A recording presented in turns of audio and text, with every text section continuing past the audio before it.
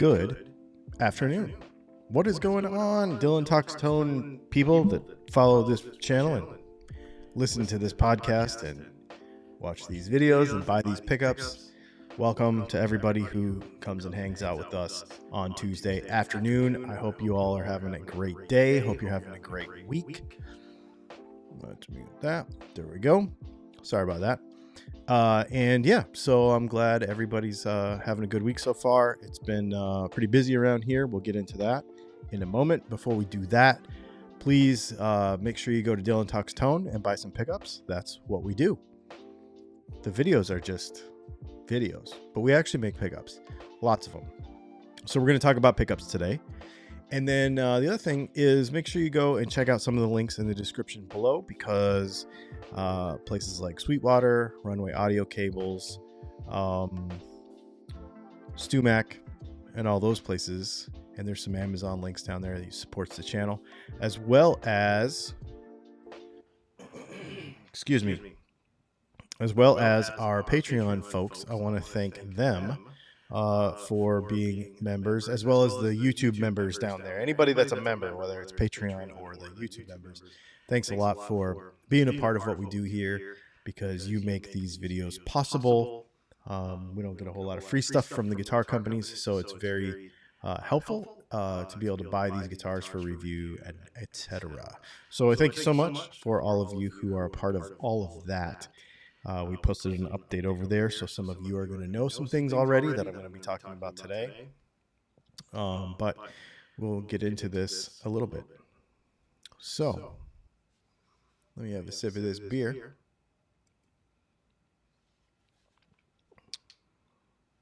And let's chat about some stuff. So let's talk about pickups. We did the video yesterday where we had all of the pickup gear out here on the table, because I'm packing it up to go to Colorado. Well, some of it. I mean, I've got enough stuff to still work, but we're headed to Colorado. I think we leave. We do leave this week. We'll be out there teaching people how to wind pickups, which is really, really fun. So you should see some content. I would say our Thursday night live stream is going to be from, I don't know, probably somewhere in Kansas or eastern Colorado. I'm going to try to get to Denver by Friday. We'll see what happens.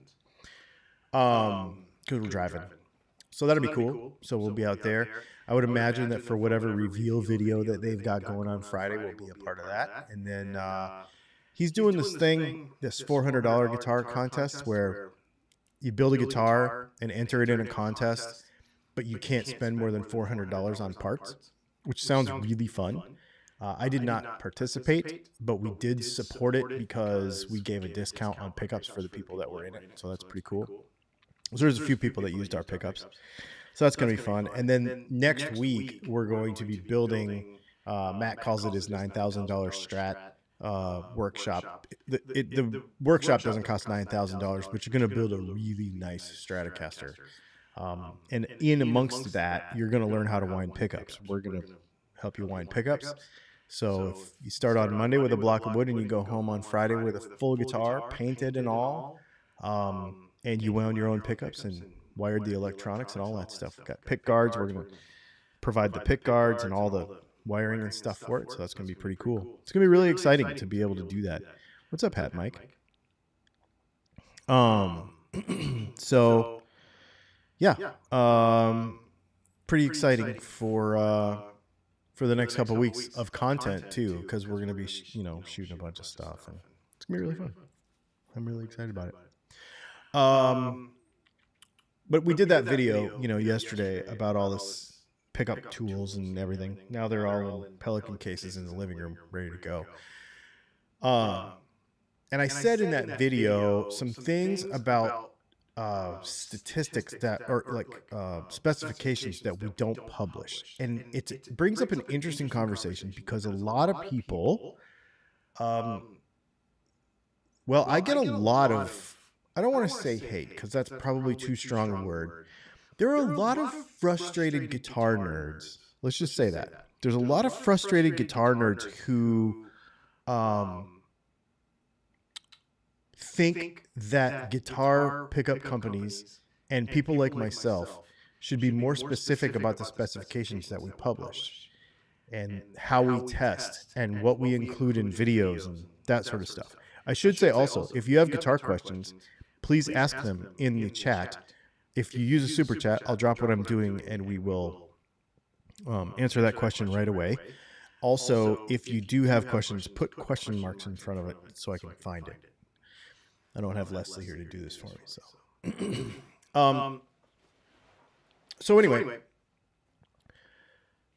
I get a lot. There's a lot of people that get very frustrated and they're like, why don't you get a real-time analyzer? Why don't you do what Paul Reed Smith does? Why don't you do what blah, blah, you know, like the thing is we do all those things. We do a lot of tests. We measure a lot of things, but we don't publish them, and neither do they. And there's a lot of reasons for that. If you have specific questions about, that thing, thank you. Thank you for saying that I have an echo going on. I had a camera and a microphone on at the same time. I apologize.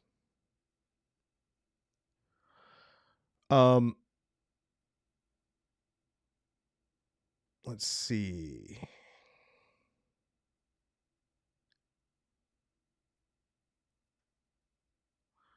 I'm just going back through and make sure. Yeah, okay, we fixed it.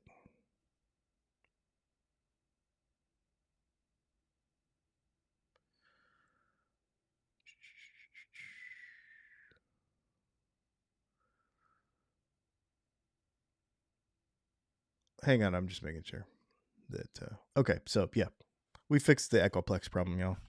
I had two camera inputs going on at the same time. So let's talk about and if you have questions about specific guitar pickup specifications that you want to know about, we can talk about them. Get in the comments or get in the chat and ask the question. We will talk about all of them today. We will also talk about why we don't publish all of them, and why I think that being over worried about pickup specs is it's kind of a waste of time, and I think it's kind of dumb. And I know that makes pickup shopping a little bit of a shot in the dark, but it's also why I think the way we market our products is different than everybody else's, because we spend so much time doing this. So I'm fairly confident. I am very confident that when you order my stuff, you pretty much already know what you're getting when you get it, but we don't do it by any sort of misleading spec publishing. It's really easy to mislead people with specs. It is really easy to confuse people with specs. And I want to be real careful how I explain this, because I don't want to say, let me just say it like this. I don't want to say that, my customers are too stupid to understand if we were to post all these specs, because there will be somebody in the comments that when I say what I'm about to say and try to explain it to you, that's in effect what I'm really saying. But it's not.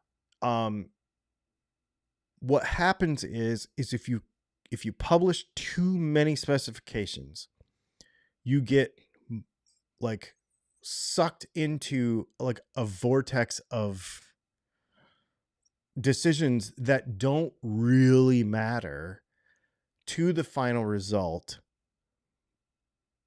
for the player. So what I mean by that is, when you manufacture an engine, or you manufacture a pocket knife or a gun, anything machined, there are all kinds of tolerances that go into building that thing so it functions properly.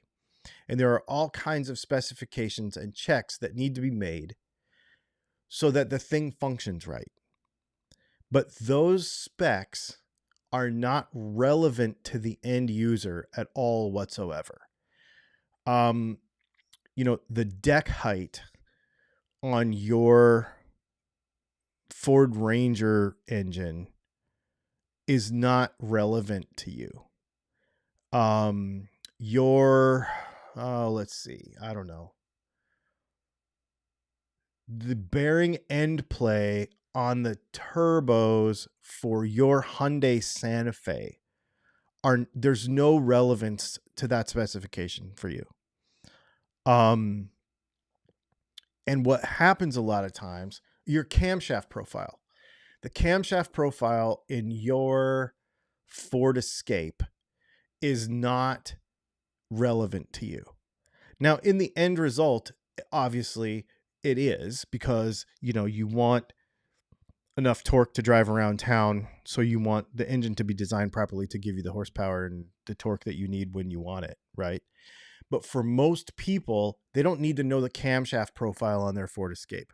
They don't even need to know the camshaft profile on even a more performance car, as long as the end result is what it is. Now, here's what's interesting. There are people who nerd out enough about that stuff, who want to know the camshaft profile of their whatever. They want to know so they nerd all out about it, but then they end up focusing on the wrong things. And I can be faster than you in a slower car because you're focusing on the wrong things.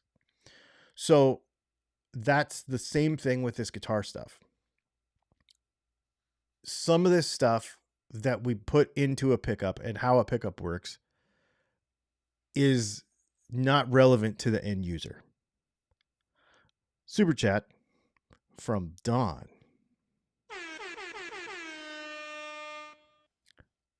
Thank you, Don, for the super chat. I appreciate you.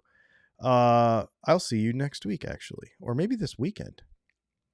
Basic info regarding measurements could be helpful. Higher H readings versus lower H, or higher capacitance so Henry's versus lower capacitance.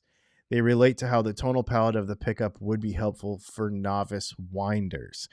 So here's the thing. You wind pickups. You've learned how to wind pickups, Don. So this is relevant to you. If we were to let's talk about the two measurements that you mentioned. We talk about capacitance in a pickup. Capacitance in a pickup is exactly why my pickups are different from other people. How I get to that result is different from other people. That's why my pickups are good, because we have a lower capacitance for all the other measurements. Why do we not publish the capacitance of our pickups? Because there's more than one dimension to how that specification interacts with the other specifications that could be published. So let's make a list right now of all of the things that you would think about. So you mentioned inductance, you mentioned capacitance, we could talk about DC resistance is a big one. What else? We could talk about magnetic Gauss readings. We could talk about bobbin height, bobbin length, coil dimension, which is different. What else? What else can be? We could publish a real-time analyzation of signal. We could publish resonant peak and the Q width. We could publish all those things. Magnetic field shape. Good one.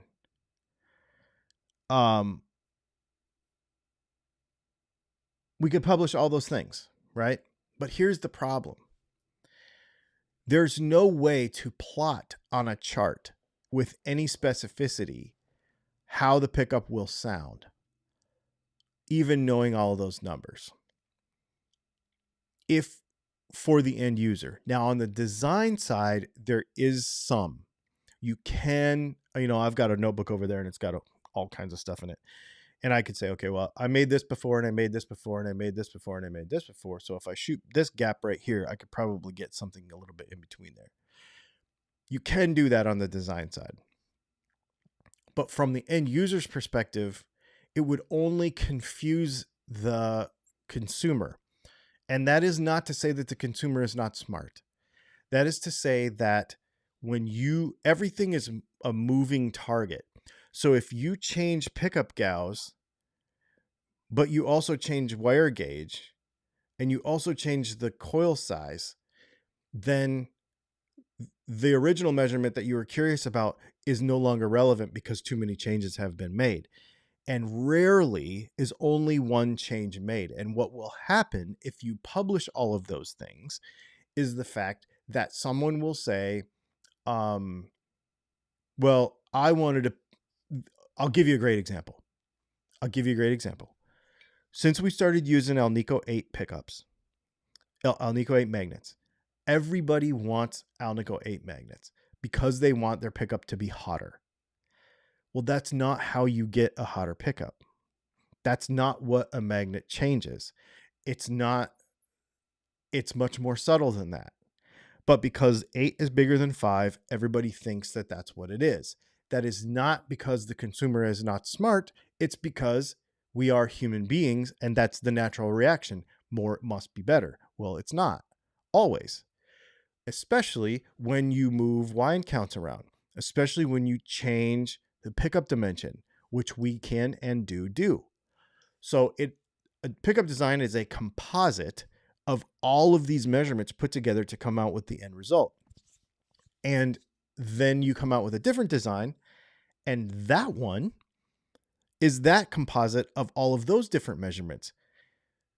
Very rarely will you just say, I'm going to make one singular change and then be able to plot that on a graph for a consumer and be able to give them an idea. And I'm not the only one that does this. I know for sure because I know these people. Kevin Beller at Seymour Duncan is a friend of mine.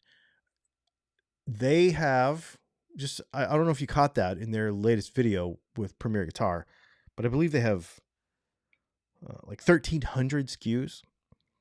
So how do you plot on a chart the tone that you want when just Seymour Duncan has 1,300 different pickups? Now, I know they're all for different guitars and stuff, but that also means that there's bajillions of Strats, bajillions of Tele, there's all kinds of them. It's just an interesting thing to think about. Question from Jim. If a magnetic field could be made directional, would it affect the output signal more toward the strings or the coil? The easiest way to illustrate that is with a Telecaster pickup versus a Stratocaster pickup in the video that we just did, where we put these plates on the bottom of a Stratocaster pickup and changed the direction of the magnetic field. And then that gave you some idea. Because that's actually what we did. When you put this on the bottom of a Strat pickup, it changes that the direction of the magnetic field, basically. And it really gave you more compression.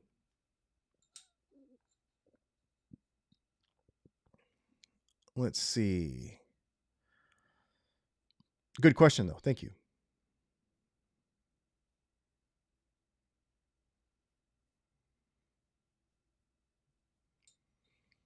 What is that old jeweler's advert quote? An educated consumer is our best customer. 100%. I do agree with you. And that's why we do this. I will tell you that we hardly ever have a return. We hardly ever have anybody who doesn't like our stuff because we spend the time talking about it like this. But I like to be really realistic with expectations. And I think what happens is when you post too many specs, that raises the expectations for the consumer. And it also gives you got to remember that not everybody, for example, how many people do we have watching this right now? We have 64 people. So there's a fairly good chance that a consumer who watches one of my videos from 10 years ago will buy one of my pickups, right? And they are not actually, and I will tell you, I know this from, I can see it because of the chats we have on the little chat bot thing and stuff, and various correspondence that we have with customers that many of our customers are not very well educated in electronics, which is fine because unless you're a nerd about this stuff, there's really no point in being right. Like you don't need to know everything about everything. Like nobody knows everything about everything, right? So I'm not even saying that as a diss against anyone. I just know that we have a lot of folks that are actually not that educated about how their guitar works, which is really cool because it's super fun to talk about this stuff and share it with everybody. But as a result, those folks, so if I were to say I'm going to, publish the resonant peak of this pickup and somebody doesn't really understand what that is, it will just further confuse their choice. The way we like to educate people on our stuff is help you understand. I go backwards. Too many people start with the gear and end up with a sound. I don't think that's how you do it. Personally, I think you start with a sound and end up with the gear second. And you also end up with the possibility of a sound and the range of sounds, not a specific sound. Because I believe, and this is just my opinion, that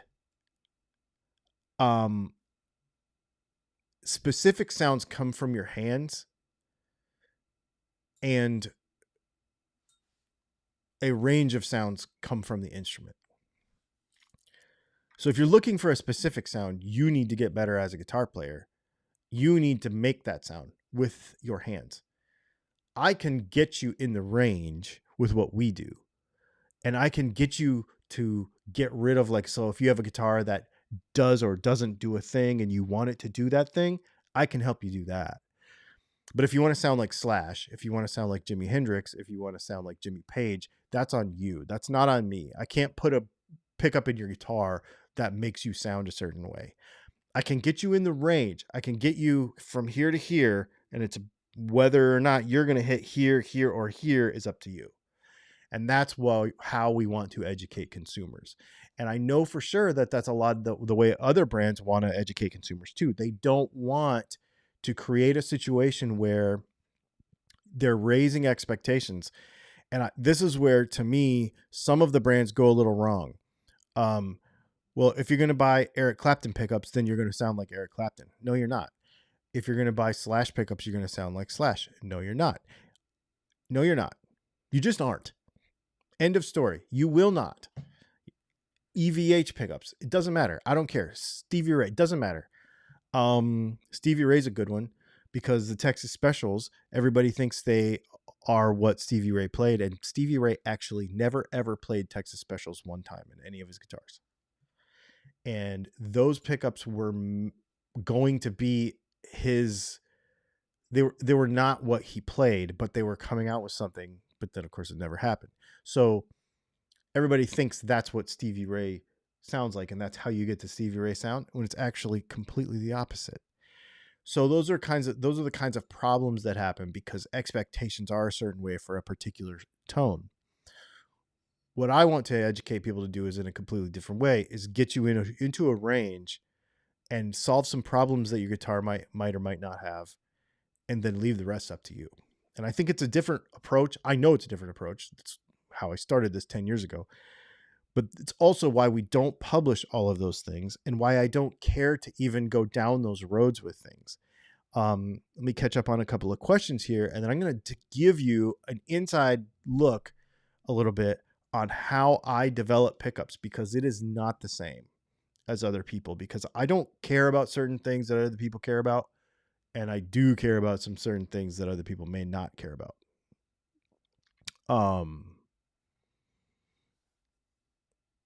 Are you sure that the pickups aren't some sort of addictive substance? Yeah, we put crack in our pickups. I should. Now, if I could just make talented fingers. Exactly.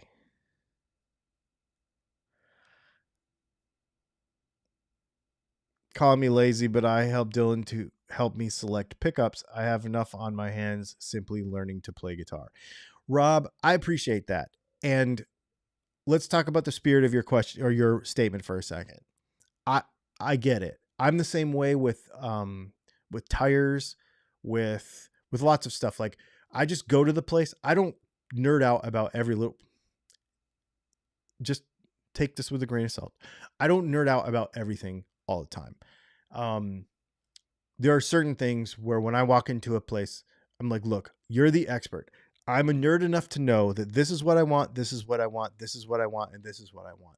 I don't know exactly how to get there. I don't know what you have available that will help me with that. I trust you. You're the one that makes the stuff, but get me in the ballpark.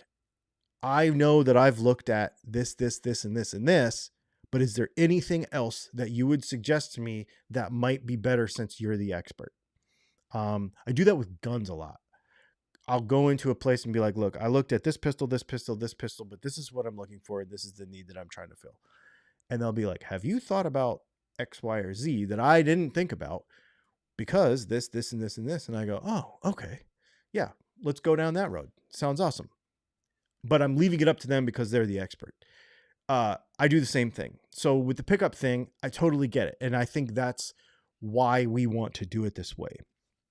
That's why we don't do like a questionnaire on the website that's like, pick this, and then this is going to give you the right pickup, because it's not the same thing for everybody. And we're not selling, 1,000 sets a month where we can't. I'd love to sell 1,000 sets. No, I don't really want to sell that many. Let's see, where we can't handle that.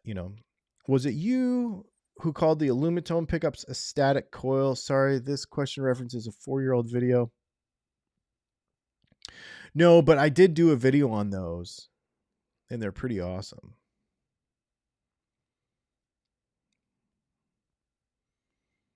Let's see.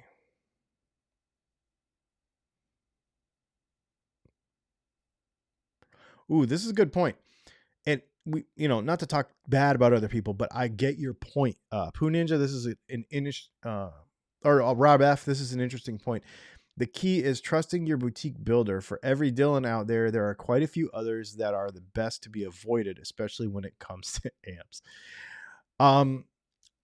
That is a good point. And I think that is one of the reasons why we have tried to structure our business around this, around community, so that we can, for those of you in the chat who have met me in person, you know that first of all, I'm way less serious in person than I am on the internet. I don't know why I can't kick that. I'm way more fun, I guess. It's just way less nerdy, really, in person. And I actually don't talk about guitar stuff hardly at all, except for when I'm working. So, that's one of those things. But to have this kind of community that brings this conversation is important, because it makes it to where I hope that you feel comfortable with what we do. And that I also hope that if there was a problem, or if there was something that didn't work, or, whatever. We had a review come in last week that was 2 stars because the guy said that I didn't reply to him after the sale. And I was looking at that because I'm like, I don't want to be known for that. Point taken. I didn't see an email on it. Maybe I missed it. I don't know. Maybe there's some kind of issue. I don't know. That's not my intention. But obviously that's why we want to have these conversations, because we always want to be getting better at that stuff. And he was like, the pickup was basically just mediocre. And I'm like, it probably wasn't. He probably liked it. But when you get soured on that kind of situation, I can understand it. You know what I mean? Like, so we just try to be really real about this stuff. Super important. Super important. I watched your live video on making humbuckers. Any disadvantages to taping the wire side bobbins before driving in the screws? These screws are always a pain. The screw side bobbins. I tape everything up before I do anything. Yeah. So let's talk about how I develop pickups.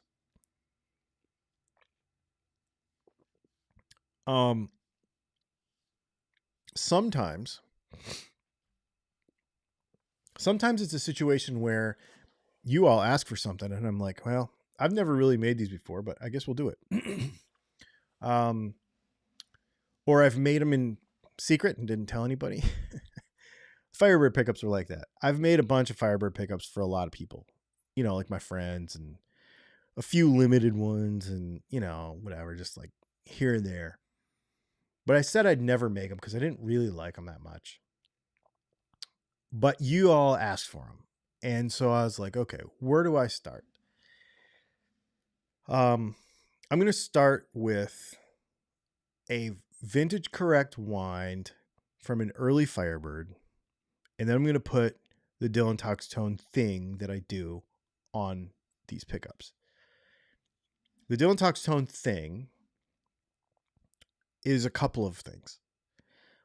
But the main one is clarity. Well, it's two things: clarity and definition. If you have my pickups or you don't have my pickups yet, ask anybody else in the comments. Clarity and definition are the number one and two things that I care about. I don't like muddy stuff. I want to hear sparkly top end that you can take away with the tone knob, and I want to hear definition with any amount of gain. So if you put it with 5150 channel 3, slam an E chord or a G chord, you'll be able to hear every string. It's not going to mud up. It's not going to do anything. You're probably not going to play with that much gain all the time, but in that situation, it'll still work. Every pickup, Strat, Telly, all of our humbuckers, everything. And if anybody gets in there in the comments who has my stuff, they'll tell you it's true. That's really what we go for. And clarity. I like to have clarity on top because you can take it away with a tone knob, but you cannot put it back into the signal, even with an EQ, because you never made the sound. This is something that people have a hard time grasping. Well, I can just EQ it back in. Not if it wasn't there in the first place. Yes, you can, with a active EQ, put a frequency in. The problem is you are magnifying something that was not there. Guess what you get? Noise. So if you don't have the sound to create, you can't get more of it properly. So you have to make it at the pickup. With a passive guitar, you have to make all the sounds that you're going to make at the pickup, because everything after that is taking away until you get to the active stuff at the pedal board. So it's a parasitic circuit. Like everything you put in the way takes away from that. So the pickup straight in the guitar by itself with no knobs, no pots, no anything, that is the sound. If you cannot get it there, you cannot get it anywhere else. And I know that there are people that will argue about that, but it's something that's it's really easy to understand. If you start putting in high frequencies that do not exist, you'll end up raising your noise floor. You will end up getting all kinds of like cracks and hisses and other things that happen in a guitar that are less desirable. Your signal noise ratio will go berserk. There's all kinds of problems that can happen. So you have to be able to make the sound with the pickup itself. So that's number one for me, clarity. Number two, note definition. How do you get this? Well, first of all, you get it by having the right wire. And we use wire that other people don't use because I think it works better. We dimension our single coils a little bit differently. So the heights of our single coils, the gap between the bottom and the top plate is a little bit different. How we wind the pickup, how the wire goes onto the bobbin is different. How we, let's see. I really concern myself with capacitance. Anytime you put two wires next to each other, and this is something that a lot of people may not understand. So just to kind of give you an idea. When you take two wires and you lay them next to each other,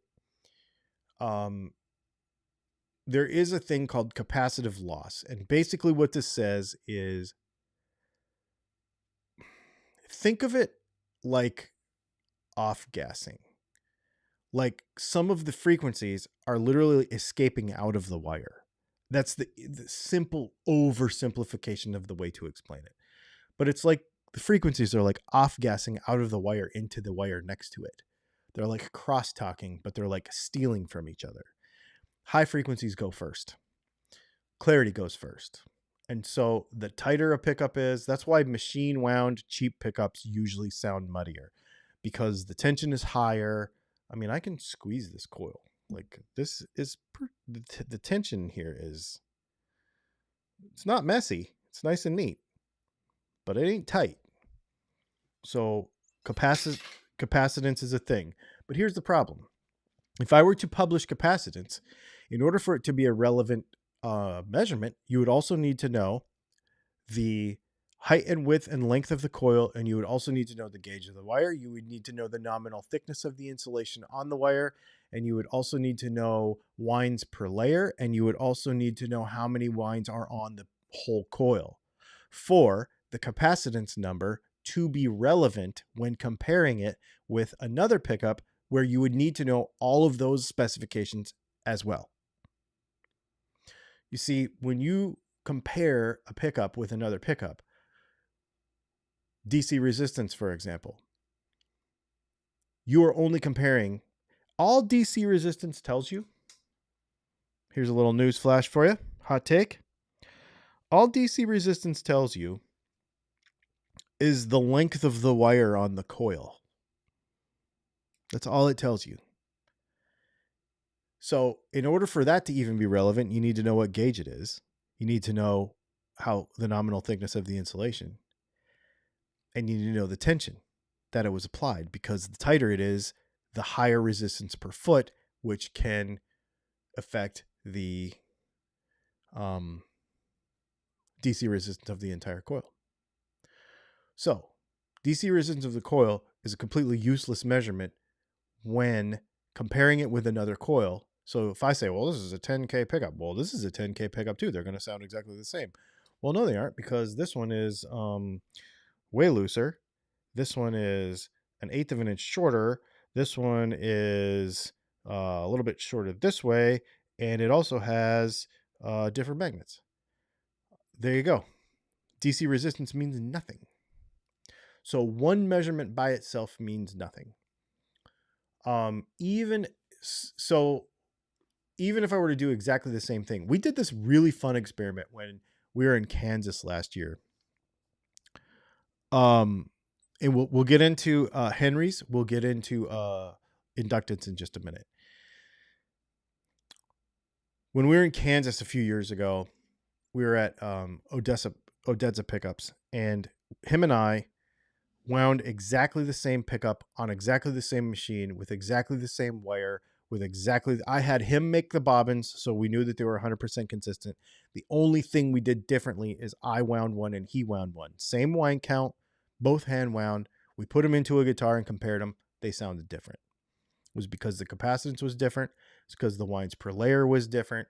It was because the wire tension was different, and then pickups sounded different. Exactly the same spec. So, that's a thing. So let's talk about inductance. Inductance is a measurement of the efficiency of the coil to do its job. That is the oversimplified way, easiest way to explain what inductance is. It is the ability of the coil to do its job. Higher inductance means that it's inducting more, and lower inductance means that it's not. So, what are some things that could affect that? Inductance of the coil will move. So, okay, before we move on, inductance of the coil measures the overall ability of the coil to do its job, how it induces voltage, because you're making voltage, right? So how it induces voltage. How it does it and where in the coil that happens is affected by inductance, which is the cooperation of the coil dimension, the wire tension, the size of the coil, and the amount of magnetism that is present within the coil. Okay, so the strength of the magnets. and where in the magnets. So you could have, hold, a 10,000 wound coil, this shape of a humbucker, or you could put the same exact wire, 10,000 10,000 wind coil on this Strat thing right here, and they would sound different because where in the coil the inductance happens is different because the shape of the coil is different. Okay. What that does is that affects the resonant peak of the pickup. The resonant peak of the pickup is the frequency that pickup is best at making. And you can shift that from here to here, and you can shift the width or the Q of that as well. But the inductance is not the only thing that matters to that. Inductance is the overarching number, but if you adjust the tension of the wire, if you adjust the winds per layer, if you adjust the gauge of the wire, the thickness of the insulation on the wire, the height of the coil, the width of the coil, the length of the coil, the strength of the magnets, whether the magnets go through the middle of the coil, whether they're underneath the coil with pole pieces coming up, you can change all of those numbers and still have the same exact amount of wire on the coil. If you wind this pickup right here, we do exactly the same thing, but I hold this one a little tighter. The capacitance goes up, but the inductance also goes up.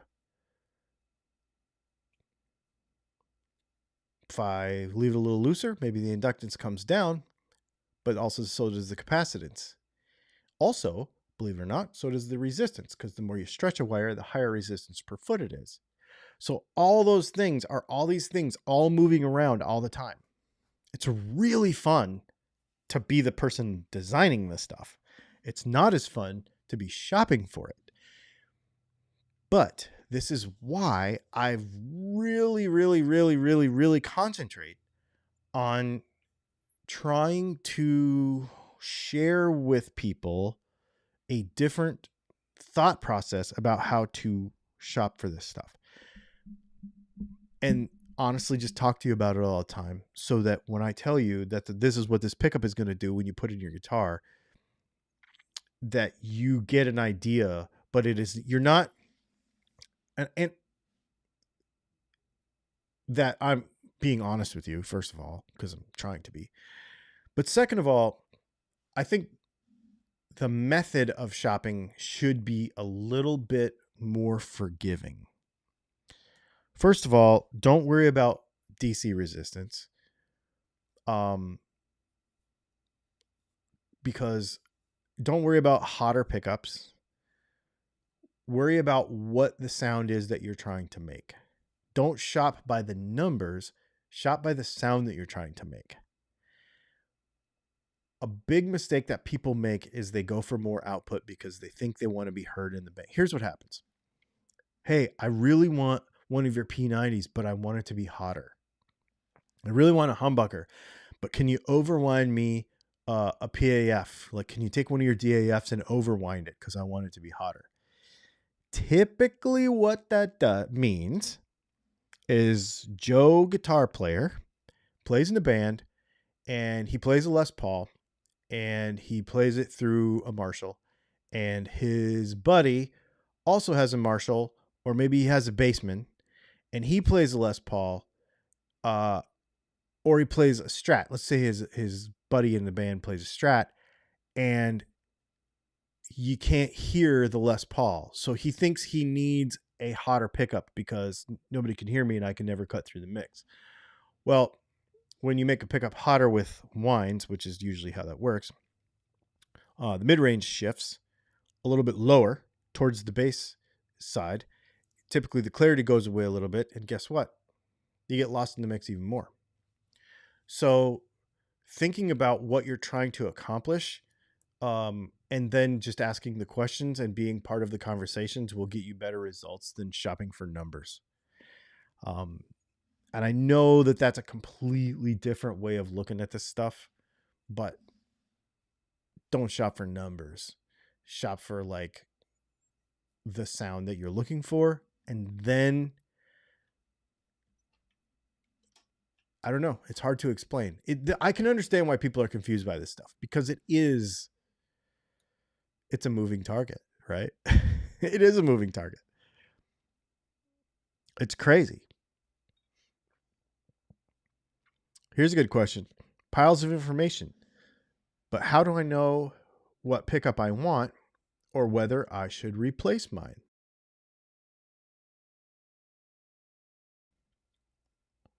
Well, do you like what your guitar does right now? So this is the crux of it. Should anybody replace their pickups in their guitar? I think everybody should because it's fun. Do you need to?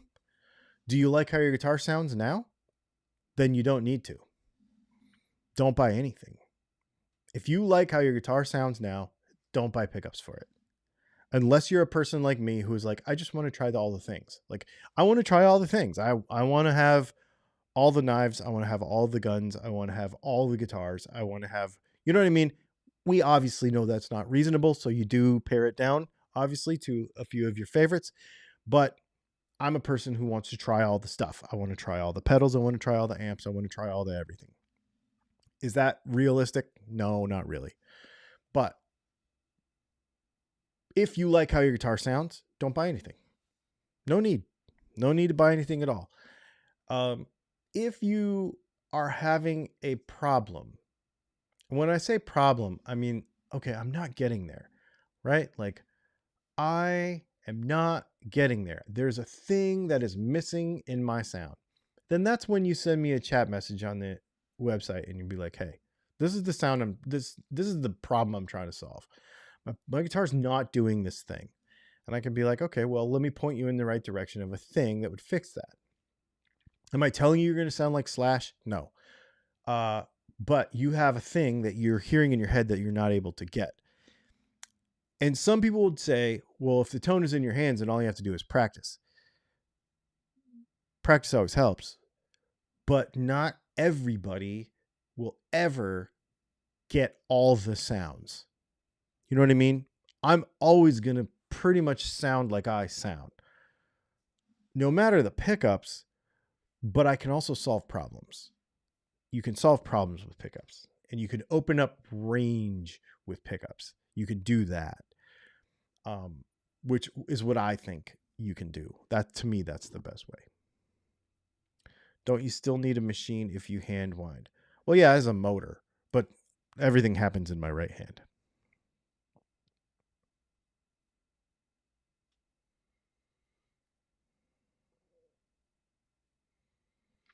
Yep. Do you think the Silver Sky pickups are hand wound or machine made? They're all machine wound. Yeah, they're all machine wound.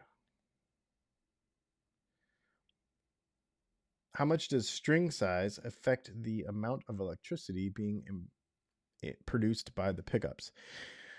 So, that's a good question. The pickup magnetizes the string. And when the string moves within the magnetic field, then it induces a voltage. So theoretically, the size of the piece of steel in the string will affect how much voltage can be made, but not really, because it's the movement within the magnetic field that matters. So there is again, sliding scale both ways. And it really has to do with how responsive the string is within the magnetic field. It's the motion of the string more than it is the thickness or density of it. And the thicker it is, it's going to move different. That's why they sound different. It's not because one's more magnetic than the other. You'll hear some people, this is some cobalt, adamantium, X-Man, Wolverine metal, and it's more magnetic, so you're going to be louder. Okay, maybe a little, but what's really happening is the strings moving differently. And you are able to move the string differently with your hand. Where's the cheapest and easiest places to buy your pickups? Easiest is DylanTalksTone.com. There's a link in the description. Well, it's the only way. We don't have dealers. So DylanTalksTone.com. That is how you can get them. Yep. And there is no cheapest. We aren't cheap. I don't like cheap people. You know, understand when people are frugal, but if you're cheap, probably not going to be friends with me. I'm going to try to trade out for the Big Apple Strat tomorrow, a 97 model. Anyone have one? Oh, that's cool. I don't know what they are, but Rick Beato did an excellent example on video on the difference between string gauge and sound. Yeah, we did too. And you know, to be honest with you, this again comes down to your interaction with the instrument. The reason the guitar sounds different is because you have to play it different. When you play 7s or 8s on a guitar, you have to approach the instrument differently. You cannot ham-fist it. And you will find out just how ham-fisted you are when you put 7s or 8s on a guitar. It's really fun to do because you're like, oh my God, I suck. And then after a few days, you're like, oh, okay, I could actually do this. I really recommend it. If you are a person who is in a position and you have a few guitars, take one of your electric guitars that you don't play as much and put 8s on it for a month. Leave them on there for a month and put it into your rotation of practice for a month. I'm not saying play the guitar for a full month, but I'm saying if you're going to play for 20 minutes tonight, play for 15 minutes on your normal guitar and play for 5 minutes on the one with 8s on it. And do that for a month.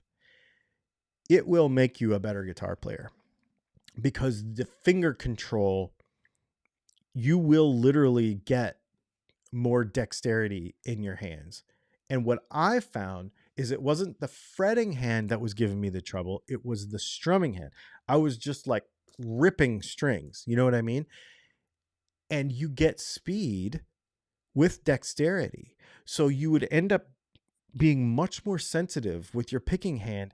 And the next thing you know, you're doing things with your picking hand on regular strings that you weren't doing before.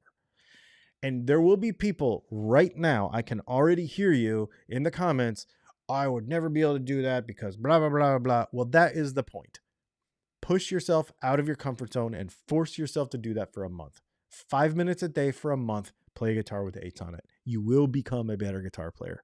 It is, and even if you don't do it forever, even if you don't be like, I'm an 8s guy now, like I get that. Like I didn't keep them on there either, but I did. I put them on my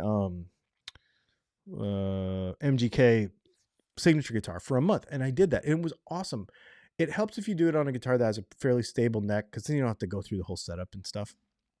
But man, it really made me realize, I'm like, oh, I need to lighten up, and I need to, like, you know, there could be some more dimension in my playing if I wasn't ham-fisting it so hard.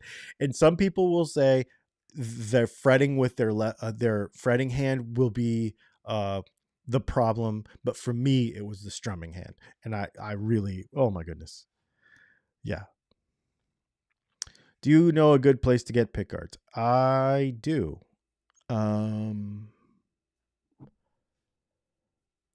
Do Fender's Texas Special really capture the SRV sound or just a gimmick? No, it doesn't. They don't sound like SRV at all whatsoever. Nope. They're too hot. They're too hot. They're way too high output.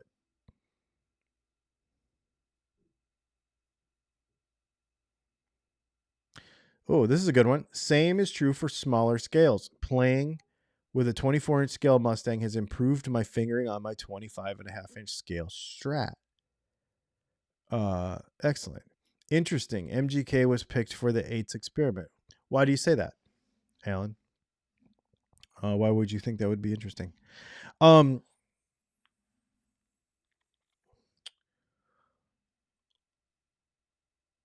Let's see. Yeah, because shorter scales are squishier, right? And it does make you play differently.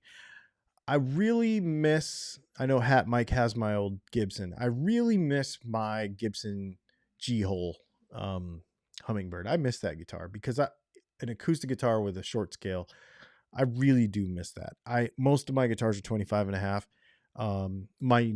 My close guitars are shorter scales, but but they are not. But they definitely are. Do or do not. There is no try. Exactly. And I think experiments are important. I think there's way too many guitar players that are just like, well, this is how I've been doing it since 1953. Well, that doesn't make you right. Just because you're old or stubborn doesn't make you right. Try some stuff, like adventure, have some variety of thought. I trade 8s on my Strat. Absolutely loved it, except it sounded horrible through my amp. Lower gauge is awesome, but for some reason, the difference from 8s to 9s is more noticeable than from 9s to 10s. Isn't that interesting? Because you are not joking. 9s to 10s, everybody kind of plays around with, but 8s to 9s, big deal. Big deal. Yep. Super chat. Hang on 1 second. Here we go. Thank you for the super chat, Kyle. Great talk. My previous question, I meant to ask about tapping the bobbin using 5/32 thread tap before screwing in the pull screws. It's not 5/32.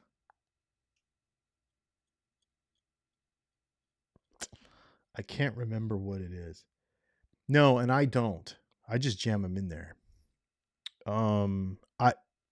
Yeah, it's a pain. You have to learn how to do it, but I would not do that. Because you'll end up opening them up a little bit more, and you don't want them to be that big. I don't think. I can't remember what there's no threads in them. That's the problem. But the filter screws will go in there. They are tight though. The trick is here. Hang on, I'll show you.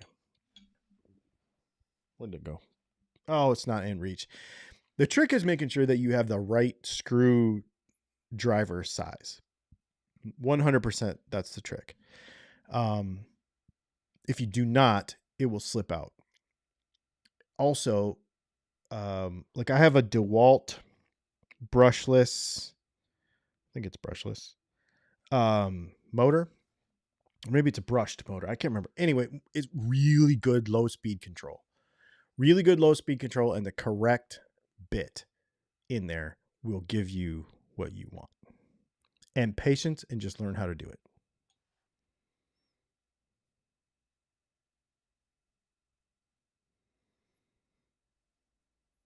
Cool. You guys, this has been super fun. Thanks for hanging out with me today. We usually go for about an hour on Tuesdays. Now I have to go and make sure that all the laundry is done so that I can pack up the rest of our clothes and we can be ready to get on the road to go to Colorado, because that is the next stop. So after I get done with this live stream, I got to take all this live stream stuff, put it in that backpack over there so that we can do our live stream on Thursday from some random place on the road, and we'll see how we go from there. So thanks for hanging out, everybody, and we will see you on Thursday.